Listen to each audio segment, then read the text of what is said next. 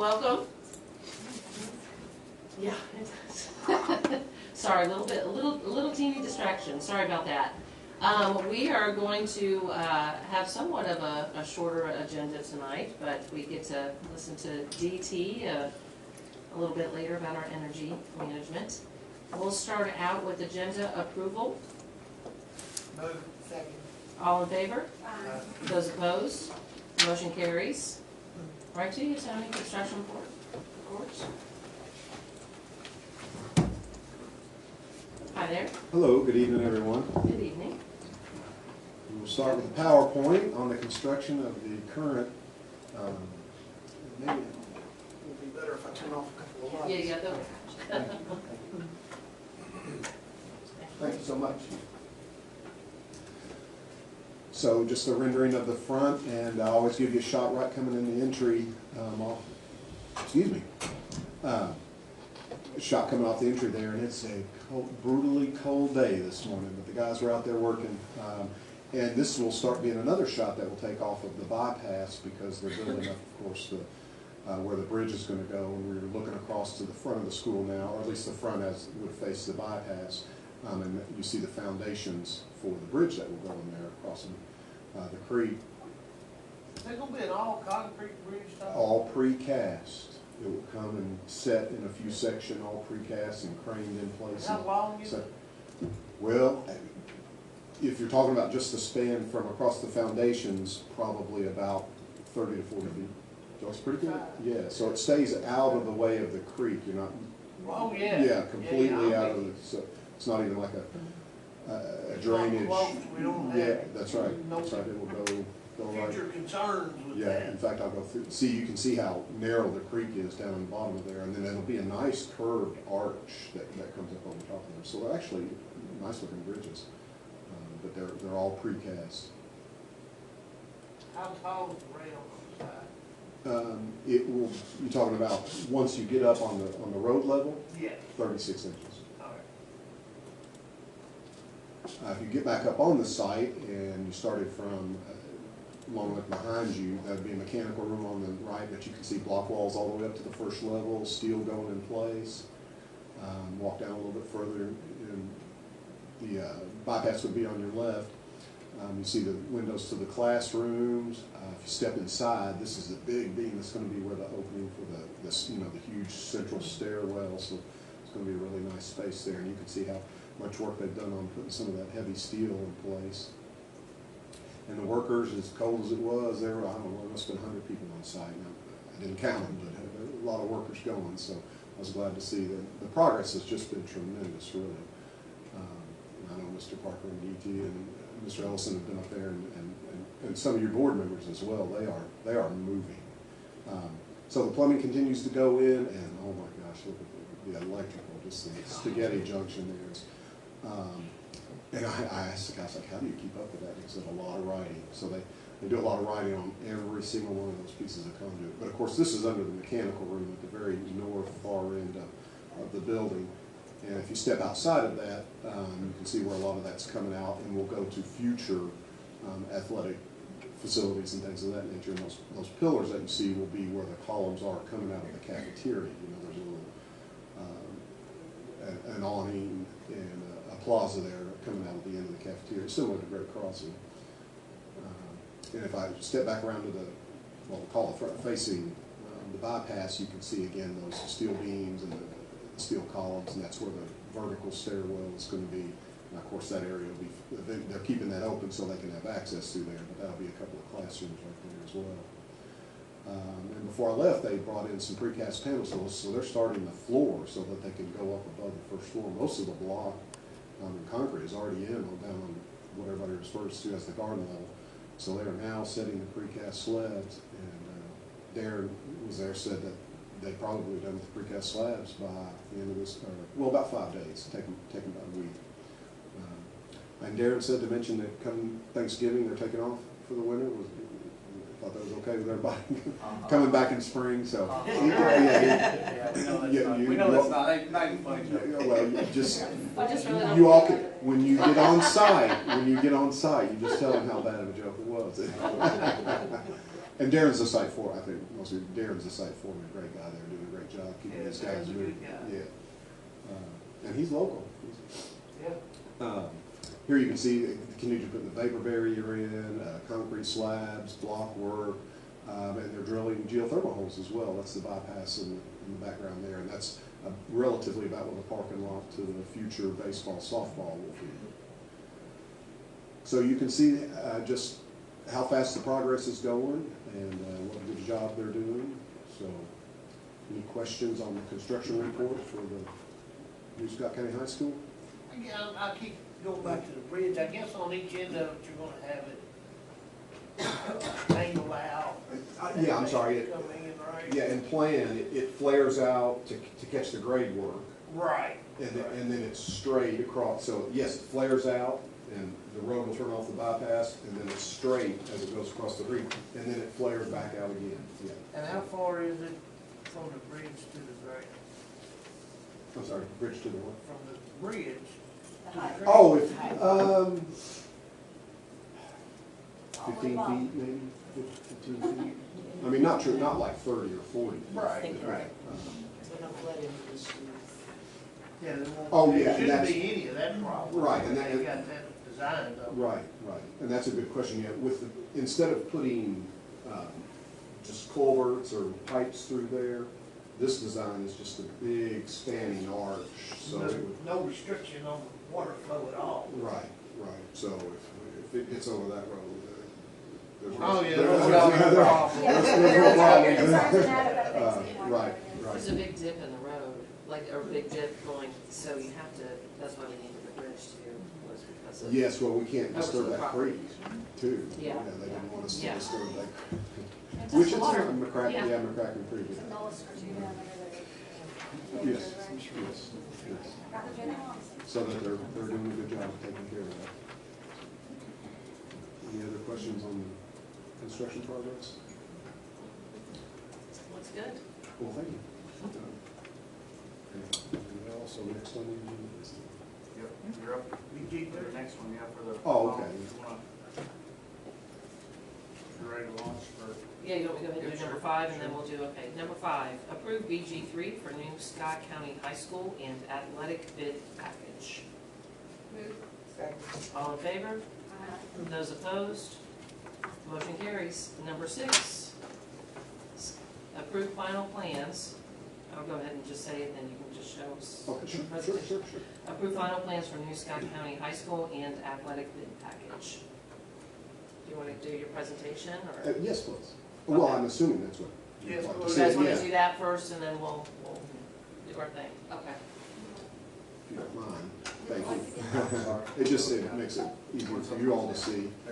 Oh, I'm sorry, maybe we could leave the front one on, because I do have a handout. You're confusing me here. I'm just. Other down. There you go. Comments tonight on Hey Susan, they did change the electrician between here and the high school. So that. That's right, she knows. That's good to know. we changed plumbers too. Oh, well, that's good.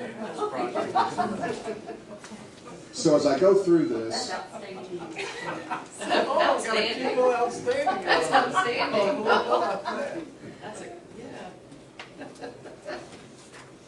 in general, what you have in front of you is a handout. Will follow what I'm doing up there, but I'll zoom in a little more up on the screen here. So just and not every screenshot up there is in here because you can see your plans better. But just to orient you on the site again, the bypass is on the bottom there. North is to the left. Long Lick is on the right. The school right in the middle with the softball and baseball to the left, which is north. Field house, football field, and soccer to the right, which is towards Long Lick Pike in the south. So if we look at the site, zoom in on, we've got a baseball and softball there with the parking for about 125.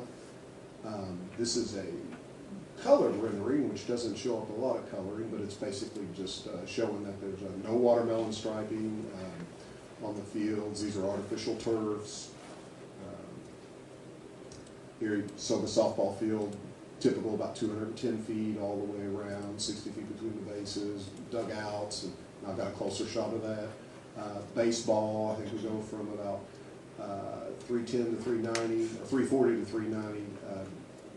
In Can I terms ask of, a yes, question yes, about the yes. baseball fields? Yes. Just from the bigger perspective, Yes. you were showing the directions and all. Uh-huh.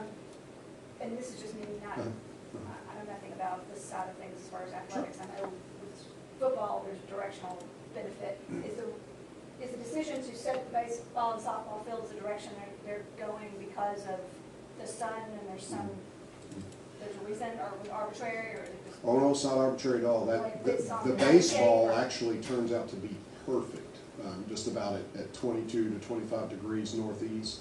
Okay, so Is that, there's something you're looking Oh, for, hard absolutely. target for the position Absolutely, of the, absolutely. of the And- pitcher, of the batter, what drives the decision? I'm just kind of curious. Yes, the location. Yeah, I just didn't know whose son and whose eyes, is kind of what I'm asking.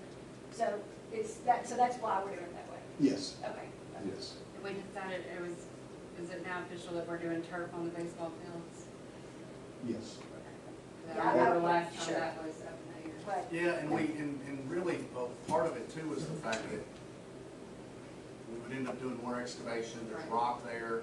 And so it's not, I don't know that it's necessarily a dollar for dollar net zero, but at the end of the day, it seemed cost efficient for, we kind of, that's what everybody wanted anyway, so that was the direction that we looked at. I was just curious, I've got personal concerns of the sound, which is not as important, I guess, in the long run, but it has to be positioned a certain way, that's what we have to position it. Yes, you do not want the batters facing west. Sure, and I understand that with football and soccer too, with the directions, I just was curious if that's what drove it and if that's Yes, why it's yes, the direction. yes. Just want to be able to defend it. when I- Oh, sure. Yeah, and on the artificial turf too, Mr. Parker was talking about just the cost of everything in the long run too. We don't have to install an irrigation system, and you don't have to mow it for the next however many years, and gasoline and greasy, and it wear out, and you know these things are gonna get used.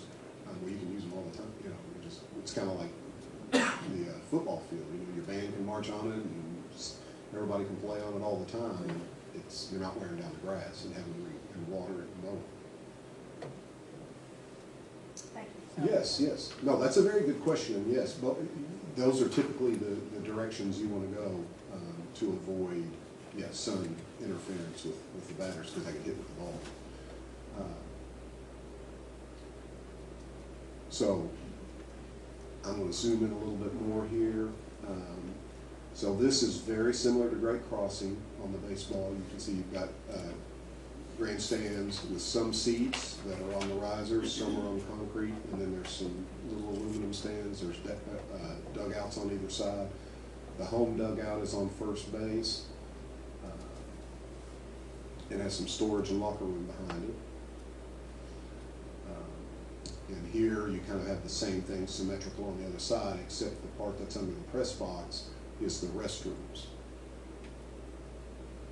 And these are the floor plans. I don't want to get too much into detail, but this is the restrooms and concessions underneath the press box, and you can also see the press box plans up there. Oh, and over to there's a ticket booth for this one as well. The ticket booth there's a little plan, and they are also in your handout there. And as a reminder on that we're gonna have to, because of the changes in code, there are additional restrooms that had to be included, and that was a way for us to capture that restroom without changing the plans. And that's a good point. I should have brought that up. So the restrooms and concessions are pretty similar to Great Crossing. But because of new code since Great Crossing, we had to add one toilet facility. And what we did is we made it a family restroom. So you can lock it or not lock it whenever you feel like you can need it. And you know what it's like to be able to have a family restroom when mom's got, or dad's got, 2 or 3 kids. And so it'll be a good feature for this softball facility. Plus you have a little ticket booth there. Now if we go, any questions on softball, baseball? We go to the football, soccer, field house, lacrosse, grandstand side. You can see how they're generally laid out there.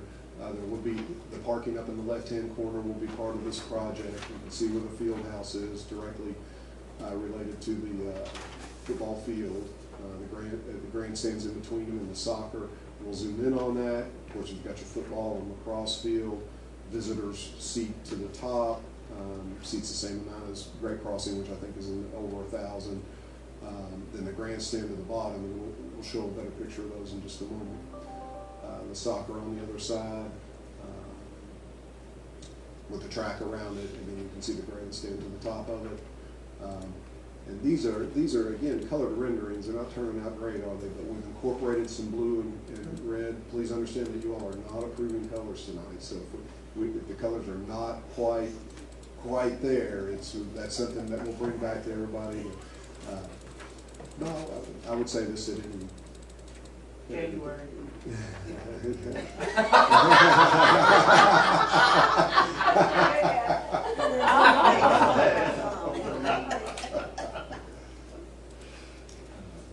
So question, I don't want to get too deep in the Sure. weeds with this, but we were having some problems with the current track out at Great Crossing. Yes.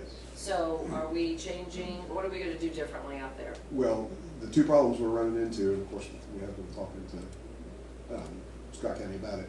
One, where they put it on concrete, they must have not put the right adhesive down, because you have to put a different adhesive down or a different primer down when you put it on top of concrete, and that's really where it's coming up.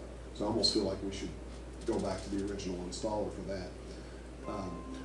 Where people are getting on the track and with a lot of cleats, and I'm not pointing fingers at anybody, but the track needs some protection if, a lot of kids are going to run across it and so forth. Which they are, they're out there practicing soccer, they gotta get on the field. So No, I agree. I agree. A lot of districts have bought big pieces of rubber that they just lay over the track. And the other thing that we've talked to Dwayne Ellison about, is potentially upgrading to a urethane instead of the latex.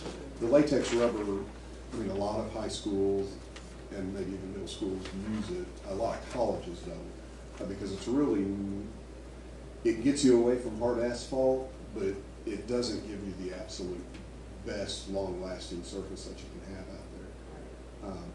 But urethane's like twice the cost, so that's what you get into is once you get into the urethane, but it's much tougher and Right. lasts longer. But just like we were talking about with the fields, we take a look at repair cost. And for instance, with the long jump pit, when the kids are running and it's a mess. Yeah.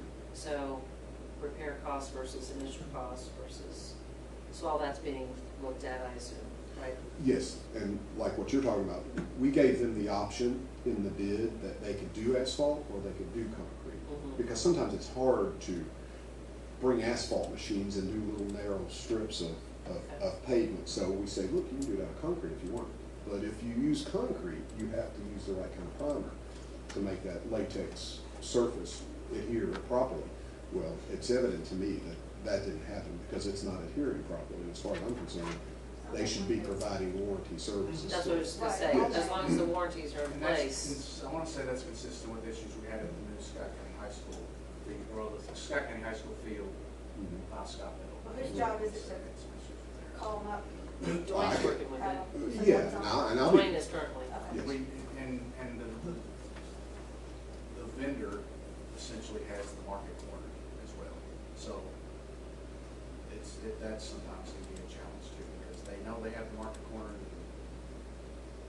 We just don't wanna buy an inferior product again. Sure. Yeah, it's no point spending money and then not coming back. Right, Well, it sounds like we maybe need to look a little We closer do. into the urethane. yeah. We need to look into what's most, if you could let us know. Just perhaps a different vendor. Well, Well, that's what I'm getting at though, is that, If we go to urethane, there'll be other vendors. okay, Yes. okay. Yeah. All right, I didn't realize, is the latex just down the one vendor? Well, According, as far as you know? Yeah. Should be tinny track out there somewhere, but that's something I'll look into as Okay, well. yeah, just let us know. Thank you, I appreciate that. So that was the colored renderings. Grandstand, 300 seats, chairback seats, I'm sorry. About 2,500 seats total for the football, 1,500 seats total for the soccer. And I'm sorry, football is down facing east, soccer field side is facing west towards the bypass. And running across the middle there is the top of the press box. You zoom in a little bit, you can see the chairback seats a little bit. And if you notice, after some discussion with Scott County, instead of having kind of some little awkward ADA wheelchair accessible seats when there's just these little isolated benches out there, we've taken the front of the rail, and you can see where we've made these angled rails and widened it up across both sides. That's where the wheelchair seating will be, as well as the wheelchair companion That's a seating. lot better. Well, that idea came from the Scott County staff, administrators. If we go underneath, you can see what's underneath there, this is one of the things that is a little bit different from Great Crossing. Of course, different parameters and scope that we're designing around. There's one thing that is very similar is there's a women's that can be divided in half. There's a door on either end. If it's a big game, you can open the whole thing up. If it's a smaller event, you can just close it down and only have half the bathroom. Same thing over on the men's side. It's of course water fountains and recessed water fountains. And then of course there's an elevator that will work this time. Concessions area is about the same size, but of course at Great Crossing you had two. There was a reason, that there's two there, and that reason no longer exists. And then a large storage area, which Scott County can use for whatever they choose to use it for. What was the door on that storage area? What's Yes, this? that's a big open overhead door, like Okay. a garage door, Okay. a roll-up garage door, so you Very can nice. put great big Mats and different mats. things in, yeah. Yes, yes. And so that, in the concession area, it looks like there's like a half wall coming down, Uh-huh. another door, is that intended to be storage for concession? No, what that is actually is that wall comes out just to provide wall space for equipment. There'll be electricity on that wall and coolers and, I know one of the concerns somebody, might have been Stephanie, brought up about just making sure there's plenty of prep space. So by having that wall space where you can have coolers on one side, warmers on the other, it frees up wall space to where there's against the back wall of the concession an opportunity to have some prep space. Right, no, a concession ladies, they just need like a table to like rack burgers Yeah, and dogs. yeah, this gives quite a bit more space that way. and in this one, I think there was a suggestion to take the counter out of this one just so that you all could put whatever kind of tables you wanted in there. But now we do have, in an enlarged plan, we do have stainless steel tables on that back concessions wall, so there will be some equipment along that back wall, tables and such to work on. You go up to the press box, pretty much very similar to Great Crossing in terms of going up on the elevator, having an open space, and walking through the doors to get to either end. You can see the stairs at either end. Of course, the soccer, because of the grade, it's not quite like Great Crossing because here the soccer field is going to be 3 foot higher. But there's going to be steps that you can go from the press box down to the soccer side of the grandstands, or from the press box down to the football side of the grandstands. I guess that's it. Oh, and we're not going to do that. The sloped angled windows like you see at Great Crossing, we're just going to go straight up. I don't think it really benefits your vision as much as we thought it would. I think if you're like at an NFL stadium, maybe it makes a difference, but I don't think it makes that much difference. Any questions about football, lacrosse, soccer, track, grandstand? If not, we'll go to the field house. You can see where the field house located. Like I said, the parking lot on the left there is part of this contract. Now turn the building on you there. So the part that faces the football field to the right is now facing down. You can see where the football area, or I'm sorry, the indoor practice area has 2 large rolling doors. We talked about that last time, where you can go out to the football field. And I'll do some blow-ups here. There's the main entry facing out to the goalposts in the football field. You go into a multi-purpose room on the right, and that's exactly what it is. It's a multi-purpose locker room for visitors or for JV or for anybody who wants to use it. That room can be used for a lot of different functions. If you go to the left, that's the main football locker room. There's training, film, toilets, mechanical, storage, archery storage, janitor. That ice room is actually a janitor's room as well. And to the right of that picture, you see the men's and women's we talked about last time, which also had to be added because of code. those access the outside of the building so that they can function for the visitor side of the seating. If we go up to the top portion of the field house, you can see the large practice area, archery on the right, batting cages to the left. There's a weight room, football equipment, coach's room, more toilets, football equipment storage. I'll blow up that area a little bit more. Mechanical football equipment storage, coach's office and conference. What kind of lockers are we having? Well, it depends on which room you're in. If you're in the multi-purpose room, there are different kinds of lockers. Over in the football locker room, what are we doing there? We went away from it. Dwayne and Joey. Are we doing concrete? Yes. Yeah, football. okay. I know. And football, and then I know we're still doing some of the, I think probably some of the metal there. Is Maybe it all, on is top. it all concrete? No. Lockers? Not the lockers In the themselves, no. Football locker room, the concrete, but otherwise the others. Yeah. And that was, is there Through conversations with coaches just and. that that's a Coach's preference request. for football? Mhm. In my mind, I'm just thinking because it's bigger equipment, more stuff, and it doesn't fit tidy in a locker. Is that why? Just here's the reason. Yeah, they're still getting lockers, but I know Dwayne had a conversation with Joey about, hey, let's change that up a little bit, because I don't think didn't like the metal going all the way to the ground at Great Crossing, so that did get changed up a little bit. And I can get you all some more very specific information on that. I mean, it's material to me, it's what's best for No, I them. just- I'm curious yeah. why they came up with it, It's what makes it better. the That's what Jim- durability, the durability of the cinder block, he liked it better than the mill lock. Gotcha. Yeah, it was probably actually DT that was, Timbers DT flare. and Dwayne that were.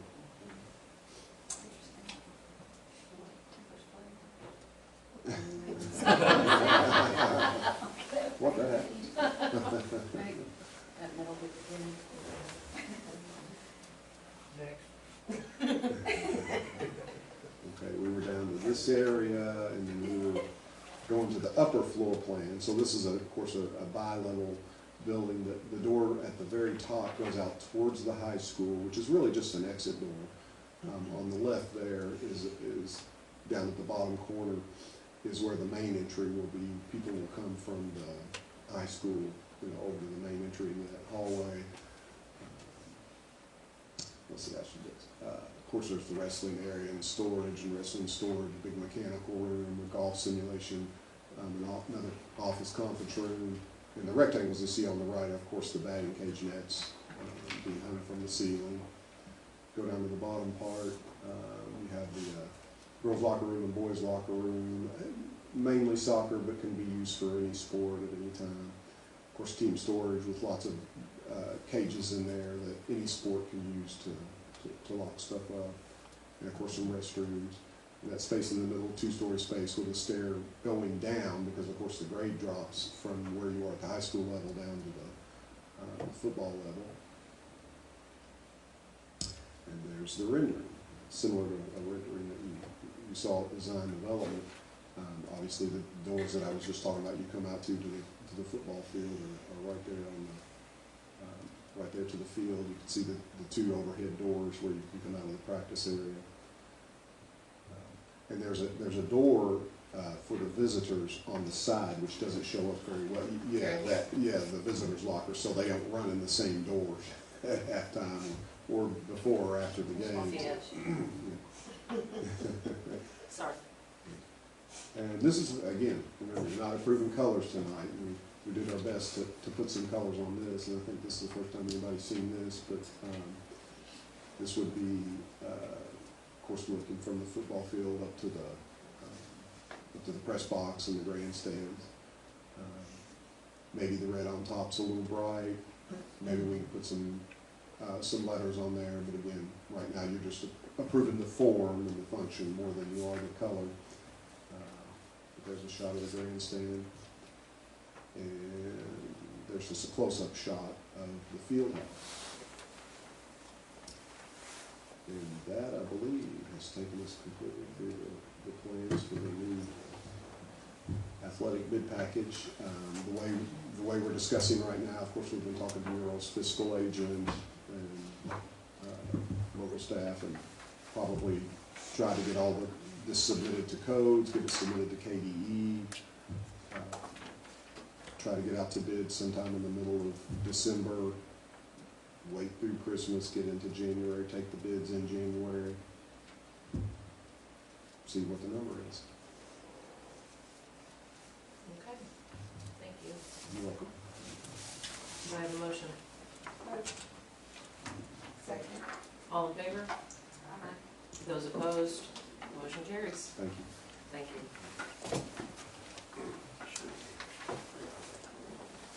Number 7, review energy management presentation, PT. Do you need a drum roll? No. Just hoping Mr. Kidwell I'll think about you. burn me up too much. Dear, dear, too. I'm a little jittery after being able to see all those athletic stuff, you know, and the new school come together. So thank you guys for that. That's awesome, but anyway. Also, I want to thank you all for allowing me a chance to speak, and also my mentor in energy, Mr. Clanahan, for coming out tonight. He's just here to try to believe this. Yeah, let's hope he does.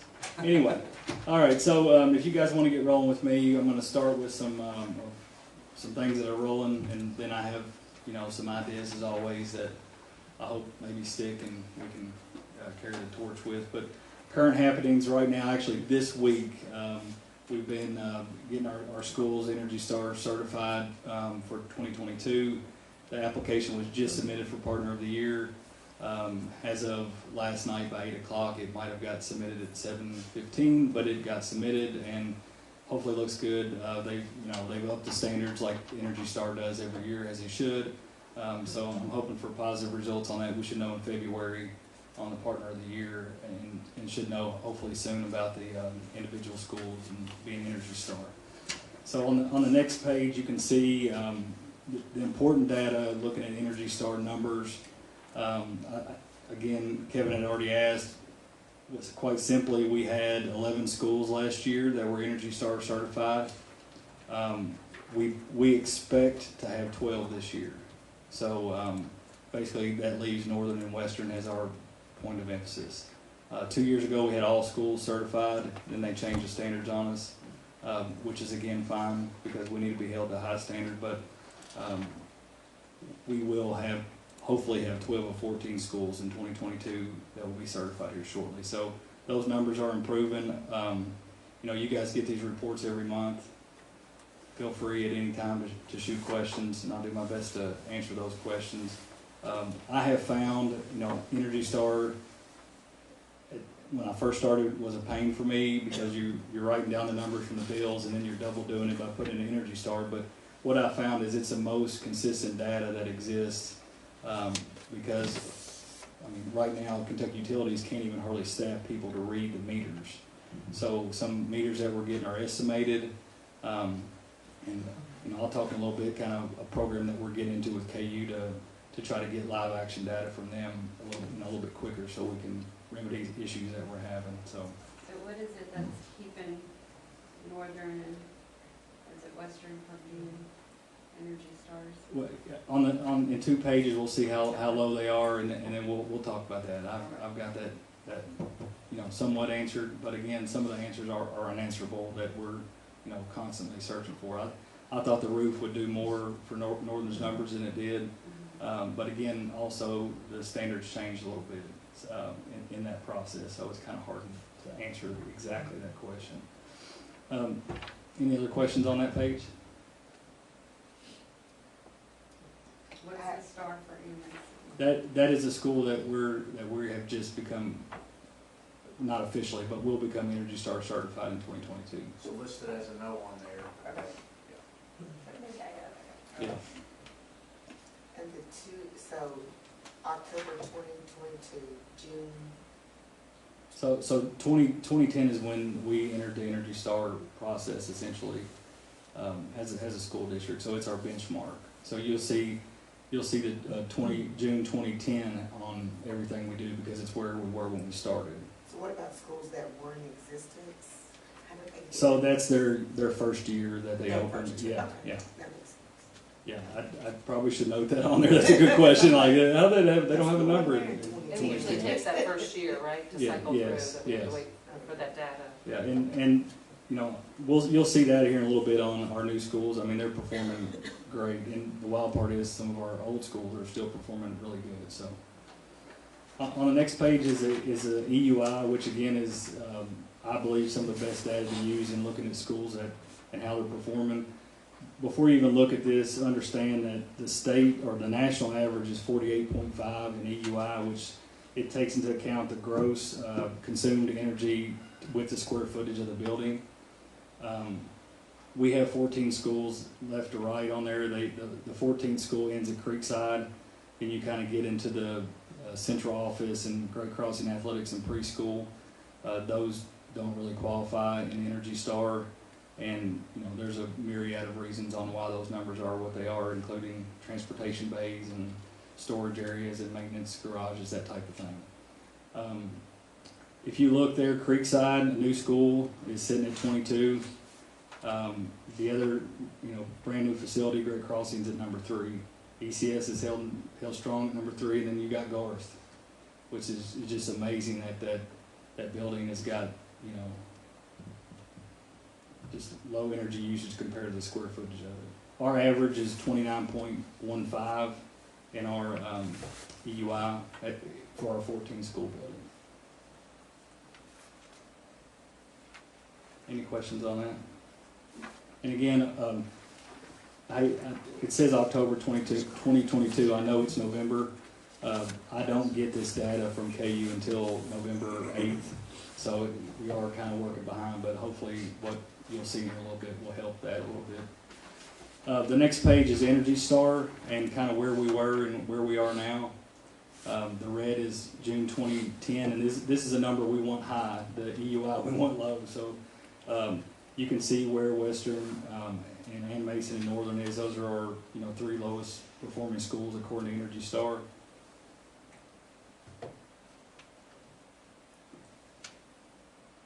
$50 is the national median in this. So I mean we're still, even though our schools, Northern and Western, are not Energy Star certified, they're also still above the national median. Any questions on Energy Star numbers? The number for Stamping Ground, I need Jim's expertise in Excel, but I cannot get 89 to show up on that graph or anything, but above their blue line there, it should say 89 for Stamping Ground on that first line. All right, on to the fun items. Items in process, I do want to give a shout out, and again, I work hand in hand with our HVAC crew. Like, I need to get them something really nice for Christmas, especially right now. We're going from hot to cold. I mean, I'm wearing them out, and they're crushing it. And again, HVAC is the biggest energy user that we have. So, when I have high energy bills, I rely on those guys for the most part, to check items, check pumps, that do those types of things. And they are phenomenal. They're still answering the phone when I call, which is great. Scott County construction site, I've gotten in the middle of this, which is kind of good. Wasn't something that I had planned on, but we need to get power ASAP to Scott County High School. And I have, with my KU contact, who's also a referee for us in Central Kentucky, have worked with him and the KU team to, we now have in the hands of Wilburn, as of yesterday, a quote, which is the first step in getting power there. And Darren is freezing out there, so we're trying to rush that through. And everything's prepared. They got the easements they needed and all that, but it's the communication with KU hasn't been great. But I've been able to help bridge the gap there, and I hope it keeps moving. So hopefully by very very soon we will have two temporary power sources there, and not have to use like we were doing Creekside. I was gonna say, we're doing Creekside again? Yeah. Power tools and generators? Yeah. And this is, I'm sure Creekside was too, I wasn't involved with that, but it's not an easy process on getting it there, and it's just kind of wild because across the street is Bluegrass Energy at the preschool, so it's just odd on how all that kind of works out, but it's, you know, it's good to know people who can maybe push that along, anyway. So, me and Dwayne have met also. We meet constantly with Intelligent Services. That goes along with the energy savings contract a little bit, kind of like a checkup with them. They have been putting on their projects essentially demand limiting devices. I don't know if, you know, I don't want to get too far into energy because I'm kind of learned it a little bit more than I need to, but like demand is where the cost comes. That's basically they're holding power for us in case we need it. So we have to pay for the power we use and the power we need. So and the bigger cost is them holding the power that we need. Every month we pay for demand and we pay for our actual electric bill. And part of what they do is they have devices on the buildings to where they can monitor the demand. When the demand gets to a certain point, it can, you know, slowly start, you know, messing with set points, etc. So during the peak hours, we're not, you know, we're not uncomfortable, but we're not getting to the point of those bills are getting absolutely insane. So Scott County High School, you know, our demand limiting device there kind of went out when the power went out. We're working on getting that reset, looking at adding those same deals. We were actually meeting with Interspace today about Creekside and Great Crossing of getting those on. Now, the reason I say those schools is because our other schools are on the all-electric rate, so there's no demand with those. And that was a big deal that Jim worked with Ron Wilhite on, getting that deal done. So on those schools that we have the all-electric rate on, we're not paying double paying. But on the new schools, they're not exempt on the all-electric rate anymore. So that is a big deal. The all-electric rate is a big deal. One great thing, and you know, being out of the classroom for a while, the Train came to us. Billy approached us with some programs that Train has with energy, and to put into the curriculum, which was kind of neat to have me and Dwayne sit down with, you know, Deborah, Stephanie, and Paul, and look at some programs that we could implement that not only look at energy management, but also, you know, involve students looking at our numbers that we're actually using in the buildings, you know, real world data. So we sat down with them, and they have a ton of programs that they threw at us. But I won't like steal Stephanie's thunder, but she's, you know, there's some industry certifications we may use from them. There's a Kid Win Challenge that involves renewable resources that we're going to use from them. But one cool thing was just seeing how they operate, because I'm not on that side. And like some of the ideas, once we got into it, I mean, they're looking at deeper learning like at a whole nother level. And so like, I'm like, oh look, this program, it could work. And then Paul's like, that's not deep enough. And I'm sitting there thinking like, you know, they're evaluating everything, which I think is neat on my side, because I don't usually, you know, I'm not used to seeing that working with energy and athletics, but it's really neat to kind of merge those two worlds. So we've been in a bunch of meetings with Train on, you know, how to make that work, and, you know, Stephanie's will know exactly how that works. So, but I'll let her, when she gives her report, talk about that. One thing I just want to kind of put in front of you is the gas contract. We had a 3-year gas contract deal. It fell off. It fell off at a time that was terrible. So we haven't renewed that gas contract. We have a choice. We are able to negotiate our own gas contracts with different providers. Dwayne has become the gas guru on checking like the stock market on gas to see when it's up and down, and we're still waiting on a sweet spot on that. Luckily, we only have 3 accounts that use natural gas, but it is not a good time to have natural gas. So, and I'm glad that with our new facilities that we're not even looking into that. But we are actively looking to renew a contract once it gets below double what we're paying. Some people text their friends about fantasy football. Dwayne will Yeah. reach out and tell us about natural gas. Yes, Dwayne, It's not a joke. no, it is. No, it's not. Guys, he's not like Dwayne yells from his office, it's under $6. So, you know, that's what's going on. But again, you know, to each their own. How many companies do you deal with? So, we're able, it's really weird because there is a gas realtor that used to work with the schools, and I realized I can contact these other groups just like they could. But right now we deal with Constellation out of Texas, and it's kind of odd because Columbia, you know, provides the gas, and they're just kind of like the middleman. So right now they're the most accurate lowest price folks that I've been with that will respond. You know, some of them don't, Oh, yeah. respond. So Constellation is, we've had a lot of luck, and when Dwayne sees that they're low, I email him, and then he sends me the, 1 year, 2 year, 3 year, whatever, contract prices. So hopefully something will crack on that. I'm gonna rely on Dwayne for that. And while we wait, we're paying whatever the market currently is. So even as it's coming down, we're paying less, but as soon as we get it down low enough, we're It's locking not in. pretty right now, so. Okay, on to the last area there, which is proposals and on the horizon. Hopefully, Bill didn't slap me for some of these great ideas that I think I have. The first thing on there you see is solar panels. I have been pushing and pushing and pushing to get some type of solar on one of our facilities.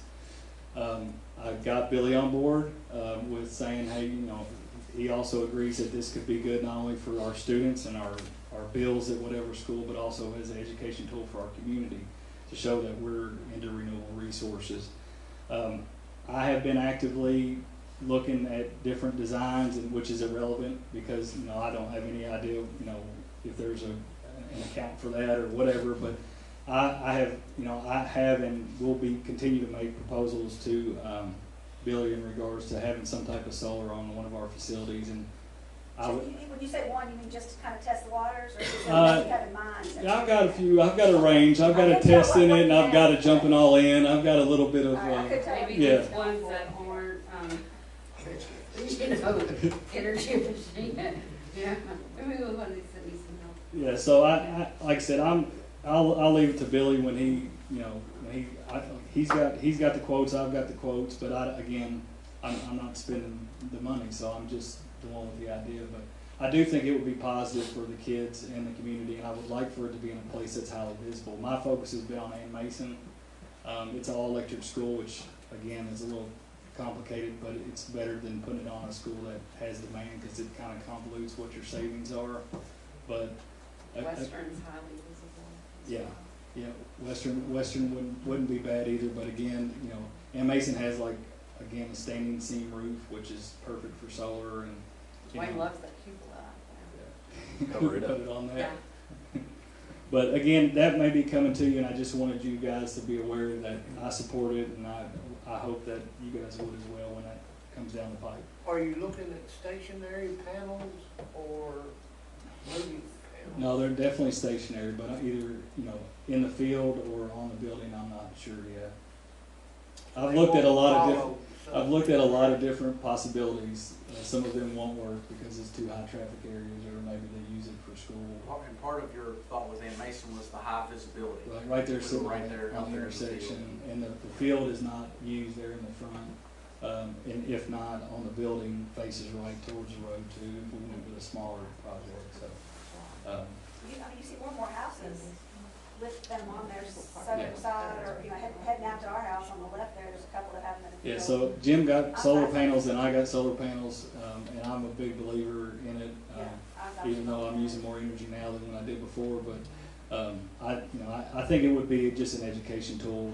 It would benefit just at that alone, for the kids, and would be able to be used in the school on production levels. It's one of those things, that's where we haven't been as focused on return on our investment money-wise because of the fact that there's that educational component that we factor into it as well. Not to say that we want to be wasteful, but we're less concerned about the fact that it might be more of a break-even kind of deal or slightly. Just takes a while to start seeing the return and then the deal, like you. I have solar panels. I So got do you? these.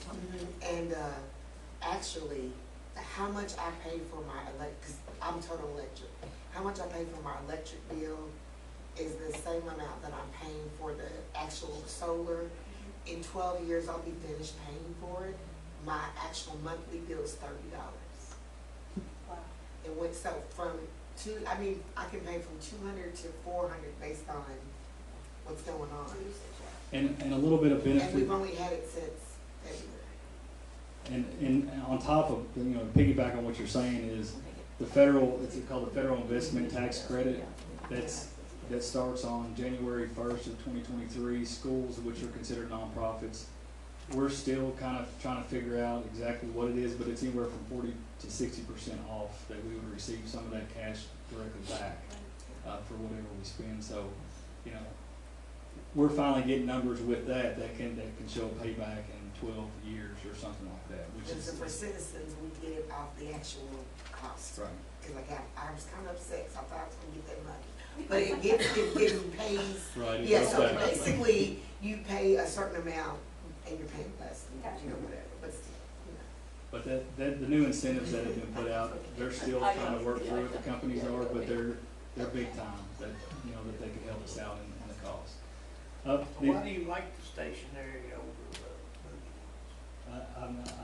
I'm not sure what you're talking about moving ones. they follow the sun at certain times? Yeah. They look, and I know in certain situations, well, it wouldn't matter, there was no use for it. Yeah. But I was just curious if there was a reason, To me, is it other something, than the location and where you was gonna put them to start with, if there was something you knew about, it's something else to break is what I just think off the top of my head. But I mean, I have looked into a lot, but I have not, when you were talking about moving, I was thinking about like moving a whole row of no, panels. no, these But things you're- follow, yeah, I know the exactly. time of day they follow the Yeah. sun. It'd be worth looking into. I've looked into a lot, but I haven't looked into that. I would bet right off the bat that A, they cost more upfront, and B, there should be more maintenance to it. Solar companies use those. Yeah, but they're, Yeah, we could look at it. I'd be But worried, here- I'm interested too. maybe be flopping in the wind or something, but. Being around town here, it's not that big a deal, I'd say, because of buildings and trees or whatnot. It's amazing to me, some of the things like DT's like, hey, have you seen these solar tubes that they're making? And like, I mean, the technology that's, I don't know how far out there it is, but it's just amazing to me It to is hear. remarkable how far it's so. Yeah, yeah. And I got to the point where I thought I was gonna have KU be able to pay for our solar panels, and that fell apart right at the last minute, but, so, you know, there's a lot of opportunity there, and I just wanna make you guys aware, if it comes to you, that's me pushing that along if possible. Next on the list, I've got energy teams. You know, Jim kinda started this a while back. I would like to look into pursuing that. There's curriculum that I have and printed off, and I would like to have an elementary level energy team at every school. And I think in order for it to be sustainable, just like any program, it would need some sort of stipend with it for the teacher's time. But at the schools that we're talking about, for example, Northern and Western, we had teachers that retired that ran those programs, but they did phenomenal. And I think we're seeing a little bit of the impact of that with, you know, if the students, you know, in the classroom every day, you know, are actively involved in saving the energy, I think it would pay off immediately for whatever You're stipend. talking about just somebody to be the point person at the school, Correct, to say yes. power down on the lawn over the Yeah, weekend, power down. well, on not the just that, but they would time meet, off. there would be a curriculum, and it could kind of roll in a little bit with the Kid Wing Challenge that I was talking about, but there's also programs through the NEED program, through the federal government, that essentially the kids would meet after school, and they would come up with, I got you know, like, I would Gotta have, go for ways to. I would have my own district-wide curriculum. Now, I know that's a little scary, but, that they would essentially, I would give them. Stephanie? I haven't talked to her about that. But I would create the framework for, like, you know, here's like a project we would like, you know, they would do projects inside the school. And this is not something new. I mean, Jim had them doing that prior to an extent, but, you know, I could drive that and it wouldn't be a big deal. We had competitions prior, you know, to where we could do pizza parties for them. And, you know, I'm just talking maybe two days a month after school where they could meet to, you know, work on. And it's all could be related back to their, you know, curriculum that they're using in the classroom too. So, Sounds like a great idea. And I would be hopeful that perhaps the nominal stipend would potentially, if we were to go that direction, would potentially offset, we'd see the benefit in what we're saying and beyond. Yeah. So when you say staff, you're talking about club sponsors. Yeah. correct. Especially like the science teachers usually. Sure, yeah. But I, again, have no control of that, but I know people who do. So I just want to give a heads up that, you know, if for some reason that is proposed, you know, I support it. And, you know, I think it would be immediately impactful. And then there's other, I mean, we talk about the robotics club, but they have national competitions where the kids can enter projects. And I mean, it's not just projects that I made up in the backyard. These are things that other kids are doing across the nation. So I just think it would be neat to do, and I think it would be beneficial for us as well. And those groups prior, they see the numbers. I mean, they get the data that you guys get on the buildings. And that's, again, real world application. Some other negative things to talk about, since I talked about positive things. The Georgetown municipal water bills, I don't know how much, and I'm not going to speculate, but just to give you a heads up, it's not going to be pretty. Those are about to skyrocket. The new administration's got a tough call, thankfully. It's not just minor. I mean, I don't know what it is, but it's not minor. The all-electric school rate is being discussed as going away. That's coming from KU. That would be a huge blow to what we pay for energy. With our all-electric schools, again, they're only paying for the energy they're using, not the energy that they need stored up in case they need to max them out. So, and again, that's more than the cost of the energy for the building. So, I just want to give you guys a heads up on that. Again, not the greatest thing, and again, I've got to see nothing official on that, but We don't know it's coming, it's okay. We- We're all gonna hit it. we spurred the all-electric school rate, and the KSBA took it on, and then, you know, now nobody's grandfathered into that rate because it's so good, but we need to just enjoy the time that we're able to have it. Last on the list, and then I'll kind of summarize some things, but we've been using a team up calendar that we implemented, I don't know, 3 or 4 years ago. That's been huge, and everybody's bought into that. So basically anything that gets scheduled HVAC wise is in the team up calendar, which helps with rentals and bookings and, you know, all kinds of other stuff. The custodians have access to that, so now if a third shift custodian or second shift is there, they know what's happening that afternoon. That's been great. But it's also, we've kind of spilled it over into the day, so what we're about to turn the corner on is the auditorium. You know, it might be used for assemblies, it might be used for class. If it is, that's great, but they're scheduling that during the day now on there. So I'm able to go in if needed and adjust set points now off of the team up calendar during the day, which I've never touched before. But those large areas, we're able to save a little bit of usage in those areas. Now, something that's come along with it is in our custodial meetings that I'm in with Dwayne, the custodians again have started asking, where's the, you know, we want these numbers. They're walking their buildings, they're saying, hey, we're not using, I got something from Southern saying, we're not using classroom 20 right now. So I'm able to go in and put it on holiday. That has been great to have the custodians as active members of you know, of the energy team kind of looking out for us. I guess in closing, we have become a part of what's called the early adopter program with Kentucky Utilities. That basically means that they're going to install live meters on all of our facilities. So with Kentucky Utilities, we will get up to the minute, not a month later, data from them when that happens, and we won't have to depend on their meter readers. Something to think about in usage, and this kind of goes back to Stephanie's question from earlier, and I found this out because, again, Energy Star is the best because it uses this information, but the number of computers that we have directly affects the energy usage in the buildings. And I mean, I'm talking some of the buildings from last year's numbers to this year's numbers. I mean, it's good to see, but you're talking about, I mean, Jim was there when I entered the information in. He could tell you, I mean, we're talking hundreds difference in a building, which is great for the kids, but for the energy, it's not the best.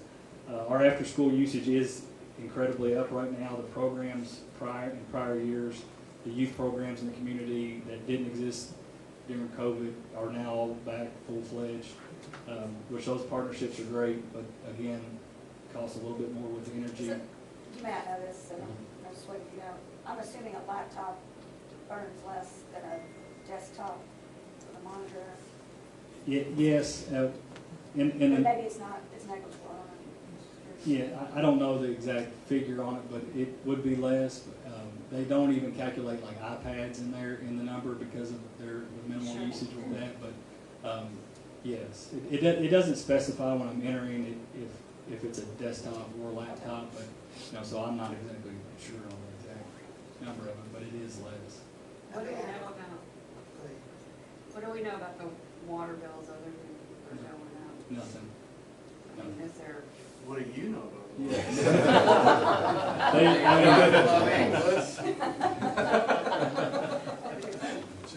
And I have, just with my communication with Georgetown Water, been given that it's gonna increase significantly, not, It's gonna take effect.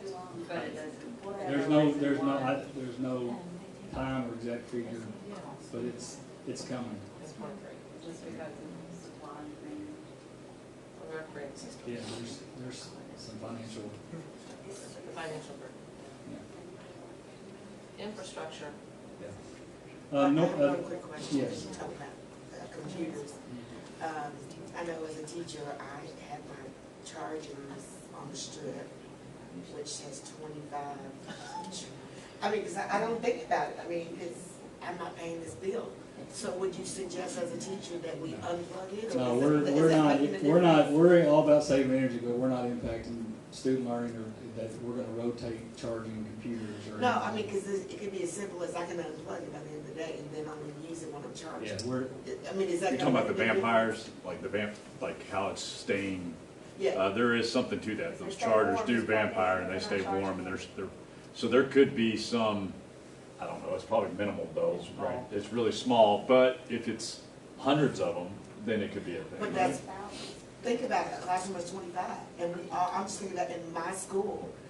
But each it's just the classroom- one, It's one surge. that one surge protector Okay, is so it's not that yeah. much, okay. It's just all at that Because surge. in my house, I unplug everything, and it made a difference, I promise you. Sure. well, I'm You also should be have, an energy team leader I in your mean, school. I will. That's right. and I'm also, I'll be on the board, team leader.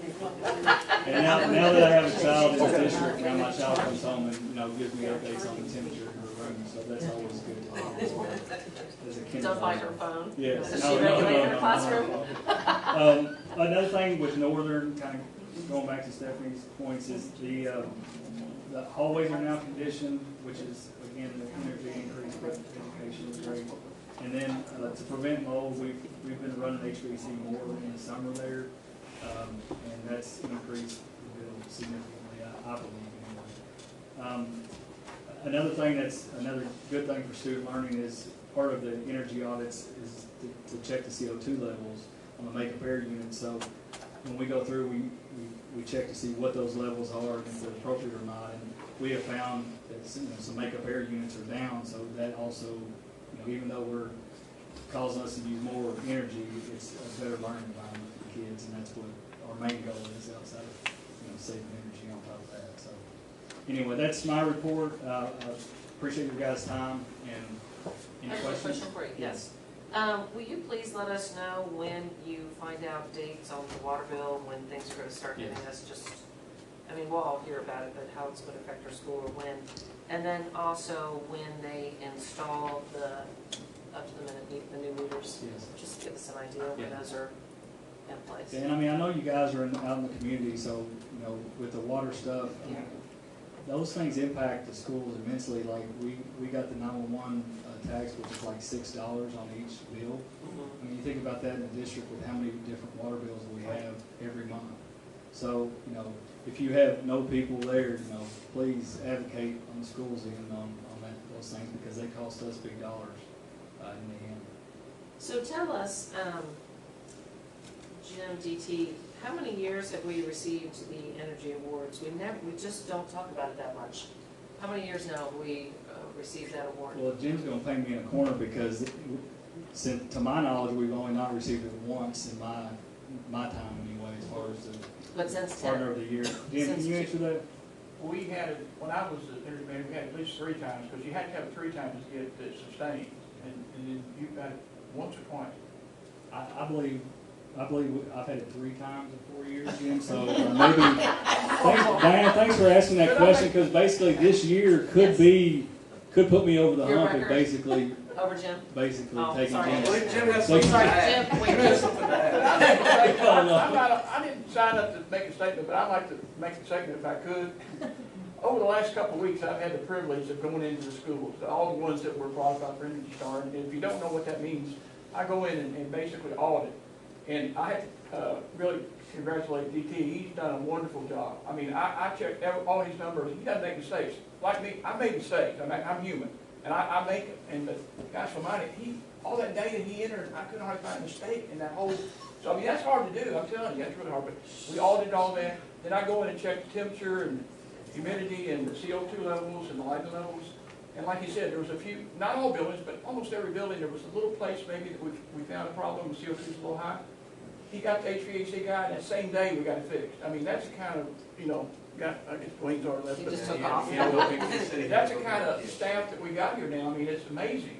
And I mean, the buildings are in really good shape. I mean, the CO2 levels are in really good shape. I just finished them up today, and I think you've already submitted them all. So it was really a pleasure for me to go into the schools and see how good they're doing. I really enjoyed it, so thank you all for allowing me to do that. But DT's doing a great job. I really appreciate what I he's done. appreciate you starting this and DT carrying the torch. Well, I trained him, and I trained him for about a year, and then I cut him off. But it's been like 3.5 years since I cut him off, but he's doing a wonderful job. I mean, I'm really proud of him. So Jim, at 9 o'clock at Malone's tonight, is at the top. I tell you, Scott County is one of the counties in the whole state that's got a good program. Keep going. There's other few counties, but not very many. Most of them have let it slip. And Scott County, I'm really proud, because that's one of the reasons I really didn't want to retire, because I didn't want the program to fade away. But DT has kept going, and I really appreciate that. So. Well, I keep on saying, I made the trip, and so did Susan, to go receive our award in Washington, and we're one of the very few schools in the nation that actually, what is it, like 11 schools in the nation? Right. That actually receive it. I mean, the number is just crazy. The year I went, I didn't know what I was getting into, and I honestly thought it was a school award, and I was gonna be there with a bunch of school people, Yeah. school representatives, because it was No. for Those big schools. factory there. It was It was huge. great big companies and Yeah, great big corporations. facilities, and I was looking around, it was not what I was expecting, I No. was impressed. No, it's very impressive. I don't feel like we talk about it enough, but you guys do a phenomenal job, so thank And I'm you. always so proud each year that GUARD is always on the list year after year, because that, They built the building well. Well, since you do such a fantastic job, I got a question. Oh. I think it would help moving forward if you could figure a way to equate the EUI number to dollars. Yeah. In other words, this year we saved, or we spent X number of dollars on whatever school. And now we're able to only have to spend this because we did X, Y, Z. Or we're wanting to implement these programs with the anticipation of lowering it down.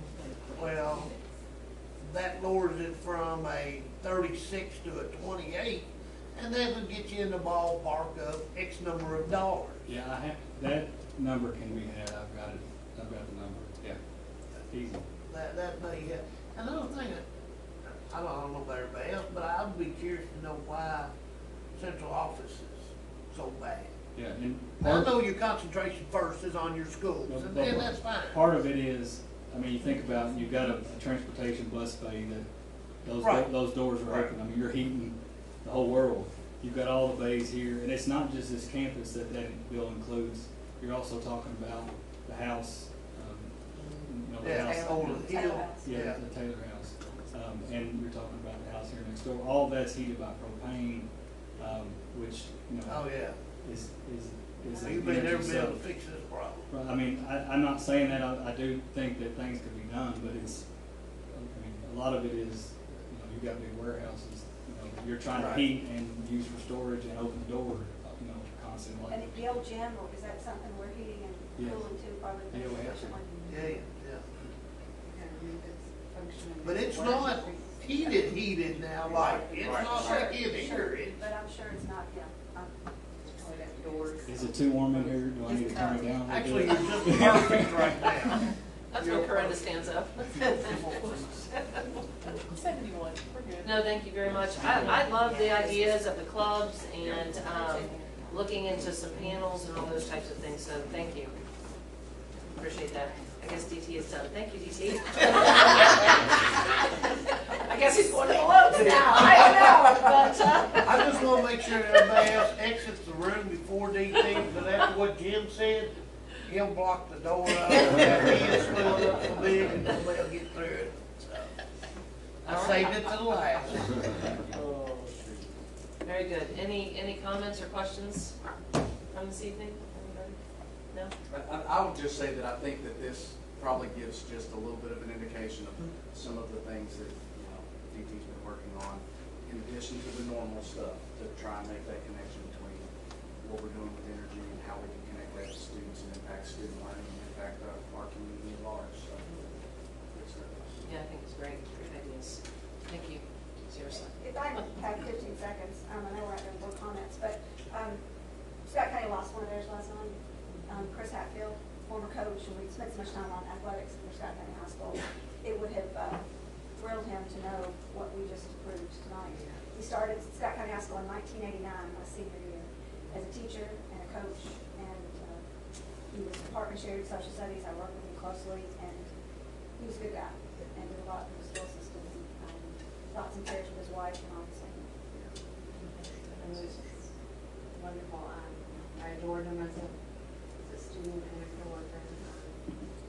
Absolutely. Can't tell me more than Dwayne and Dr. Hubonson about soccer. Do what? In a fun way. Oh, he picked. Yeah, like sure. I said right, his desk was here, I said right here. Yeah. Heard about how bad the round ball was compared to the He, football. He could give it, for sure. he gave me my one and only detention in high school. The one and only. We're talking. The day I got my driver's license. Yep. Yep. All right, very good, thank you. Motion to adjourn. All in favor? Aye. Those opposed?